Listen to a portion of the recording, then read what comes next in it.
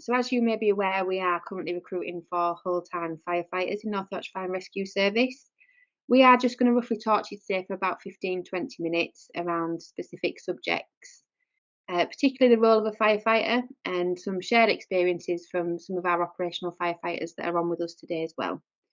So first and foremost, we'll just do a quick round of introductions. My name's Emily. I'm a temporary watch manager for the South, which covers the York district, substantively a crew manager at York White, and I have also been an on-call firefighter and a community safety officer in the role.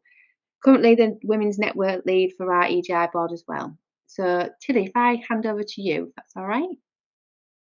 Yeah, hi everyone. So my name's Tilly. I'm one of the newest recruits in the service. So I joined 2.5 years ago. I made a midlife change at 34 and decided to become a firefighter, and I've loved it ever since. So I currently work at York Fire Station on Green Watch, and yeah, I absolutely love it, and that's me. Alenka, do you want to tell us about yourself? Yeah, absolutely. Hi everyone. My name is Alenka. I joined as an on-call firefighter at the Pickering Fire Station, and I'm also a temporary firefighter at the Acom Fire Station in York. Similar to you, Tilly, I joined fire service when I was 35. I would thoroughly recommend that. I made quite a significant career change there myself, and I think driving to and from the office past one of the big fire stations at my town back then was something that sort of pushed me, especially when they advertised an open day and have a go at being a firefighter. I think that was sort of where it all changed for me, and I went to have a go and figure out that actually, it's achievable. I can do it, and that's where I got kind of a bit more pushed and inspired that, yeah, I'll give it a go. Awesome. Thanks, Alenka. Warren? Hi, I'm Warren. I'm the exercise physiologist for the service. I'm there to support every individual through physical performance and health and wellbeing. Brill. Ben, over to you. Thanks, Emily. Hi, everyone. My name is Ben Ilsley. I'm area manager here at North Yorkshire Fire and Rescue Service and the head of response and training, so look after around 500-600 staff. Joined the service in January this year, really enjoying it. Prior to that, worked at 2 different fire and rescue services and was seconded to HMI for 2 years, where I got to see the inner workings of 19 other fire services as well. So, welcome. Thank you. Excellent. So with that, we'll go into our first topic. So the role of a firefighter, and particularly talking more about the modern day firefighter as well, because it has changed over the years. Tilly, do you want to elaborate on what like an average day would be like on a fire station for yourself?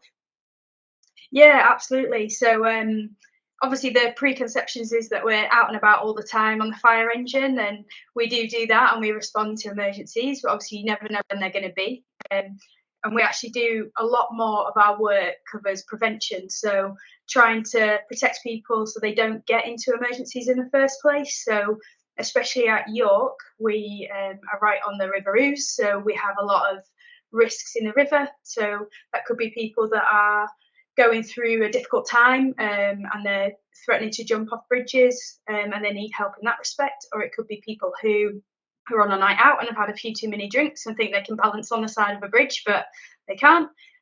So trying to help kind of reduce the risk of those things happening. So recently we've gone into bars and done specific training with them. So if they see someone that might be about to go in the water or is in the water, we're giving them some different equipment and giving them training of what to do in that scenario.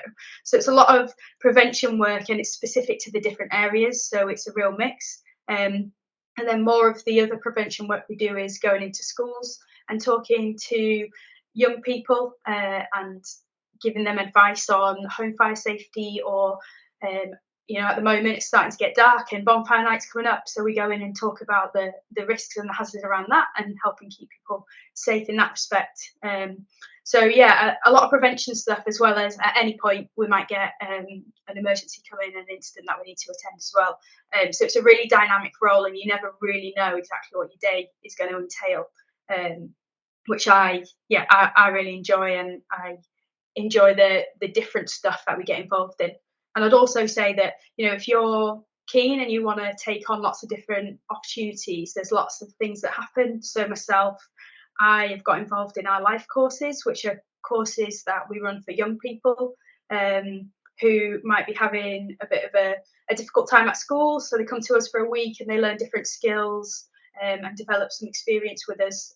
So they have a week off school to come and work with us. So I've been able to get involved in lots of different stuff, and that's just in the first kind of couple of years of my career. So it's super varied and really interesting. Yeah, that echoes with me a lot. I mean, sometimes when I go and pick my little boy up from my mum's house and kind of tell her what my day's involved, she's like, I can't believe the fire service do that and get involved with, them agencies, or like it's really amazing. And particularly before I joined, I didn't realise how much we actually did do. Alenka, is there anything of the role that kind of stands out to you that you thought, I wouldn't have perceived that to fall into a firefighter's role map? Yeah, so definitely, especially from the whole time station's point of view, the work that you do in the community. I mean, often we do get different scouts groups coming in, little cubs, beavers, and all them, just come and see us, learn more about the fire safety, and obviously see the fire engine, which is really nice as well to see them sort of come in, in their free time, come and see us. But also the work we do with businesses. So go and audit at different places, from the fire risk point of view. That to me was sort of quite kind of interesting. Just to see the extra work that we do, kind of keeping people safe, keeping the public safe from this respect. But I would just sort of include that in the firefighters' day. It's not just about like we said, going to the jobs and responding to emergencies or doing the prevention protection work. We always try to find time to keep up with our fitness and keep up the skills. So through drills or kind of different kind of combined activities with other crews. So they always sort of kind of builds up the team environment, if you like. We always gonna do things together as well as the crew, which is sort of quite nice. It kind of helps to get to know each other better, doing sort of these little jobs. So it's actually quite varied, and I think that's pretty much what I like about it. That never 2 days are the same, and never 2 jobs are the same. Never neither 2 safe and well visits or risk assessments are the same. So that's the beauty of it. Yeah, definitely. I think we covered it there briefly. Quite a lot of the varied work we do. I think quite like to chat about the varied operational work we do. I think that there is sometimes misunderstood, the range of incidents that we do attend, such as animal rescue. Obviously, Tilly, you mentioned the boat as well. We do a lot of varied roles in the water that the public don't always see. And I think the competency and the training that we have to gain there is really good, to develop yourself, particularly when you're a brand new firefighter going through all your training courses. It's really good. Ben, anything from yourself? Yeah, thanks, Emily. Really good comments so far. I think things I would add is about the kind of variety of career moving forward. So, as well as operational roles, where most people start their fire service career, it's certainly in my career and seen others as well. It opens up doors to a lot of different things. I've already mentioned secondment opportunities, but even in the service, there's the opportunity to work in some of the support functions. We have various different departments in the service, some that prioritise prevention work, protections, fire safety. Following the Grenfell inquiry, added pressures on fire and rescue services to protect the built environment and make sure they're safe from fire spreading and starting as well. And I think it's, for a lot of people, they stay in the job for a long period of time because it's a good place to work. And there's definitely a diverse career. So hopefully everybody's attracted by the initial firefighter roles. But for a lot of people, it does end up being a job for life as well. So diverse career opportunities as well. Yeah, that brings us really nicely into our experience, to be honest, because you've mentioned there that people do pick it for a career and they kind of stick with it. So there must be a reason for that. I wonder if anyone would be willing to share, what their experience was turning up to a fire station once you'd completed your training. Yeah, I can talk about that. I started started my training course, and it was 13 weeks. And the first week is a bit of an intro week, like most jobs, where you're just kind of finding your feet. And I think probably the most interesting thing practically that we did in that first week was learning different knots. And I came home on the Friday and I was absolutely buzzing. I was like, I've had the best week ever. This is the best, best decision I've ever made. And from then, I just loved it more and more each week. And being in that training environment is fantastic. And then you go on to station and it's like, this is the real world now. If there's an incident, I'm there, and I'm a vital part of that crew of people. And it's quite daunting at first. But my station that I started at, Northallerton, were fantastic. They were really welcoming. They were really supportive. And very soon after I started, I felt comfortable in my skills, my knowledge, and also that you're part of a team. So, there's 4 or 5 of you on the pump going to an incident, and everyone's got different skills in different areas, and you work together. So although it can be daunting, you work as a team, and so you don't need to be worried. Like, everyone's there to help each other, and ultimately we're there to whoever's, whatever incident we're at, to help that person as best we can. And I had a fantastic watch manager, and they put in lots of training and development opportunities for me and my colleague who started with me as well. And he really gave me the confidence, developed my skills as well, so that I felt really comfortable with all the things that we can come across, which, as we discussed, is a whole host of things. It's like having a big toolbox, and you turn up and you never really know what's going to happen or what you're going to need. But that problem solving side of it is fantastic. And I think we have a lot of people in the service on stations, and like you said as well, Ben, in those different roles, support services as well, that are really keen for you to develop and have a go at things. And if you ask, and if you push, and if you've got people around you that are supportive, it's a whole host of things that you can get involved in. And yeah, my experience of that so far has been absolutely fantastic. Thanks, Tilly. Yeah, so obviously we've got three female operational firefighters on the call today, which is really good to see visibility there, and that we are actively encouraging females to apply to join the fire service. I think we're up to around 11.5% now. We've got, I found out this morning, so the numbers when I first joined obviously weren't at 11.5%. So we are moving in the right direction. We're moving in the direction that we want to be, to create this positive environment for females to work. I think moves us nicely on to the fitness standards, because I know personally that was when I clicked the button to submit my application, one of the main things I thought, am I going to be able to pass these fitness standards? Warren, do you want to come in here on this one? Yeah, that's fine. So obviously, like we talked about, we're not always at our operational jobs, but when we are, we need to make sure we can meet those demands that the operational tasks require of us. All the tests that we conduct on new members of staff are sex and gender and age neutral, so they are just standards that relate to the occupation. The tasks are achievable for every individual. It just requires a period of training, engaging with the process, engaging with active training, and training in the right ways. I'd encourage every individual to join, to have a look at the standards, and firstly highlight what weaknesses you have. There's plenty of research out there that supports the fact that actually female individuals can actually increase strength over short periods of time. So if you are struggling on anything like our 30 kilo ladder extension, there is time to train and to develop. And that's throughout a career with us. The department I work in, we're looking at the performance of female firefighters across a career span and what we can do through significant life events to support them. We offer to every member of staff rehab. So if there is periods of time where you do struggle, we've got support here to help to get you back on track or help educate you. And the same with pre and postnatal. If we these are significant life events for females, and these are things that as a service we actively support. You get specific prescriptive programs from myself, and we look after your performance, and it's something that we're wanting to do, especially with the new positive leadership team we've got in terms of looking at female firefighters throughout a career and supporting you all the way through a career so that you can achieve just the same as everybody else. Excellent. Thank you, Warren.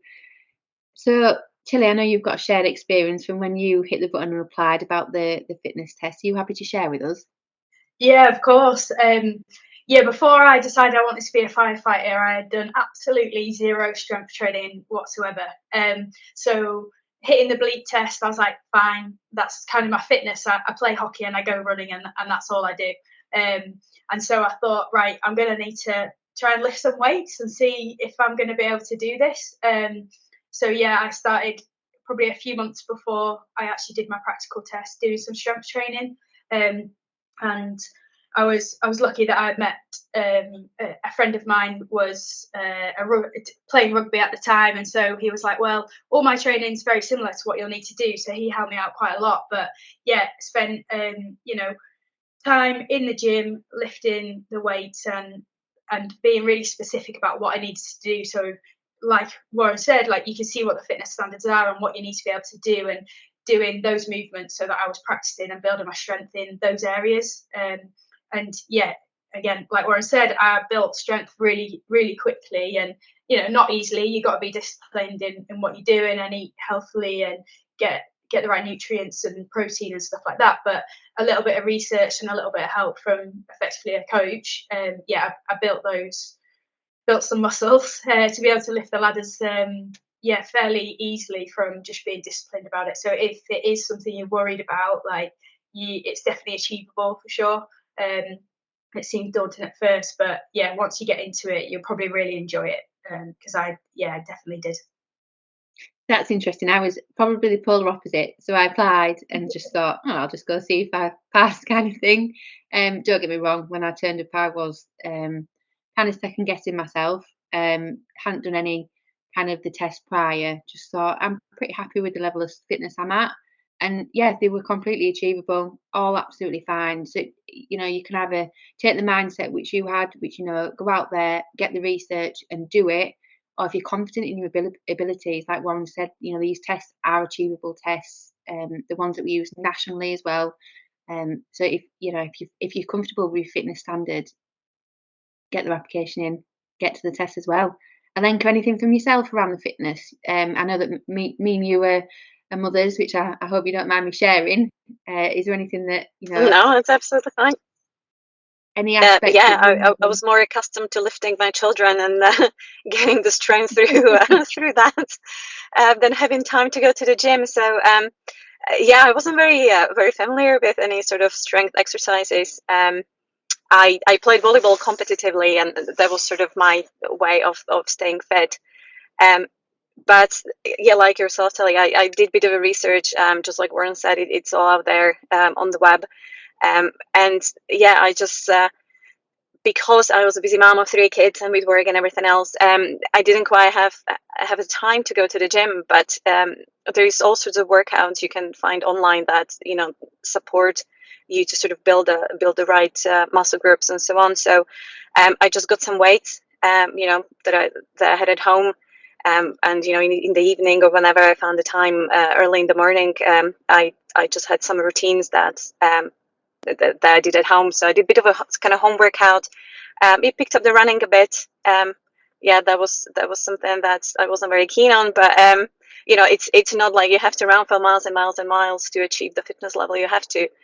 Then eventually I did find some time to go to the gym, just because I wanted to know beforehand that I am able to do the tests, rather just leave it to the chance and be kind of a bit surprised or not, whether or not I can pass the tests.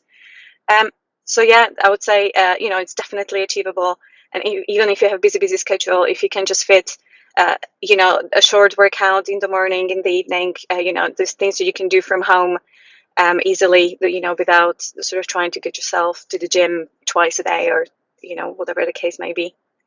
Yeah. There is also a package that we have on our recruitment website that guides people through a specific generic program, helps with exercise intensity, helps you understand cardiovascular and muscular strength training and how important functional training is in this role, and helps you to build a program around you, and then gives an example of a 12-week program. So yeah, everything that we do is there to positively support individuals. Well, thank you. So, coming near to the end now, any final myths that we want to bust? I mean, we have covered naturally through this conversation quite a few. I think the main one for me is the role isn't just driving around on blue lights, responding to incidents, and having a massive fire every day. There's much more to the role than that. I think that for me would be the biggest one. Does anyone else have any? No. The other one would be, these tests are achievable. If you're thinking about applying, or if it's in the back of your head, obviously 3 operational firefighters currently on this call. The best advice would be to just go for it. I have the luxury now. Sometimes I go into crew the fire engine in my role, and I'm not the only female on the fire engine. I'm actively now working with female firefighters daily on a fire engine, which is amazing to see. So it is a role for everybody, and if it's in the back of your mind, been playing away with you to just absolutely apply. So final words from everyone, please. A bit, what would your final words be to someone that's maybe toying with it in the back of the head, thinking, "Shall I go for it? Shouldn't I?" Warren? I'd say definitely apply for it, test yourself, really push yourself, evaluate where you are at this moment in time, and look at progressing if you need to. But a firefighter is a firefighter. We've not got a one sort of prescriptive individual that we're looking for. We're looking for loads of different individuals who can offer loads of different skill sets. Well, thanks, Warren. Alenka? I would say that at whatever point in your life you are, like I said, for me, it was a career change. Just if it's on your mind and it's something that you always thought that you should try, but maybe you didn't quite believe in yourself, I should just go for it. Just try it. The we sort of quite support the diversification in opinions as well, and in the backgrounds and in the experiences. So I find it quite invaluable to have people who have previous experiences from maybe different types of industries, or different kind of walks of life. And because of the variety of jobs we go to, some of these previous experiences are just amazing, and they're just the right person to have there at the time with the knowledge. So I'd say, no matter what is your background and your experiences, if you feel like you've never done anything that is similar to firefighting, you can always find something that can be applied, to firefighter, just because of the variety of the jobs that we attend to. So, do apply, believe in yourself, and hit the submit button on the application. Oh, I love that, Alenka. That was really positive. Thank you for that. Ben? Yeah, thanks, Tommy. Very inspiring. So yeah, essentially, it's a brilliant career, and it is a sought after career. We want it to be a career and a job that everybody views for being for them. So we don't want any barriers to anyone applying if that's based on negative perceptions or stereotypes in the past. You'll find if you do apply, there's a lot of brilliant women working in fire, and certainly see a lot of men who are challenging those old kind of perceptions and champions of women working in fire as well. So I think there's a lot of parallels to kind of modern sport. And as you see more representation and visibility of female football and rugby, and fire's going the same way now as well. So you'd be very welcome. We want everybody to apply and view the fire service as a career for them. Thanks, Ben. Tilly? How can I follow them too? Good one to follow that. I know. Yeah, just the same, like it's definitely changed my life. I don't dread going to work. I enjoy going to work now. And it's been absolutely fantastic. And I'd say, as a woman, everyone I've worked with has just seen me, as Tilly, and we work together as a team. And it doesn't really matter that whether I'm a woman or not. Like, everyone's different, and everyone has different skills, and that's what we all look for. And with my crew now, it feels like we're a little family, and I absolutely love the job. And there's nothing better as well as a woman going into a school, doing a talk, and then afterwards young people and young girls coming up to you saying, "Oh, I think I want to be a firefighter," and wanting to have a picture with you because they can see you. Like you're saying, Ben, the representation with sport at the moment is much better, and being that person on our fire engine where the girls can look and say, "Oh, I could do that," is feels fantastic. And so, yeah, the more women that apply and can join this fantastic career, then the better. There you go, you matched it, Tilly. I've on par. So with that, that brings us to an end of the topics that we're going to discuss. So I just want to reiterate that we are currently open for applications. It is closing on the 25th of this month.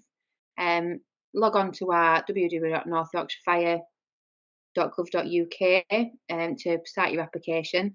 And then from there, we have a lot of documentation, such as videos of selection tests, a recruitment pack that can guide you through the process.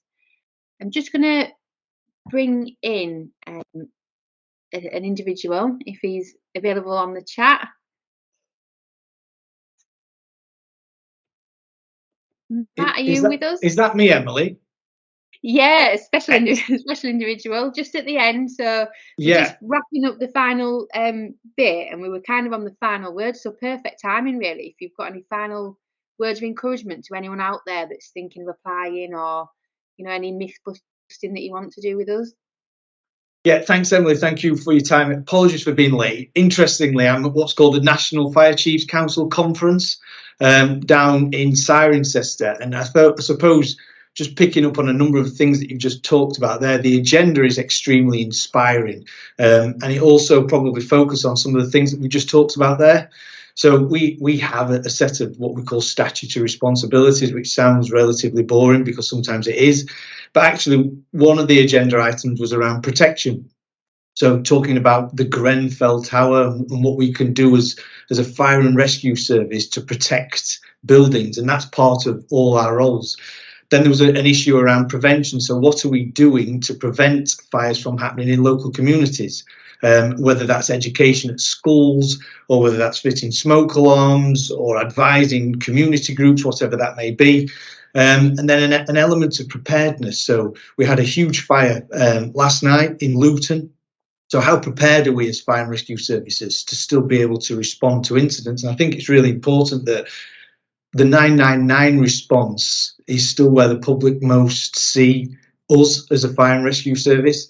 So I suppose from my point of view, I would be biased. I can't wait to get out of bed every morning and come to work. I absolutely love it because of the people that we work with, the diverse amount of people that we now have. But I think it's important. It's a bit of a challenge for the people that are considering it. Yes, it's great. It's a fantastic job. But with that job comes a huge amount of purpose.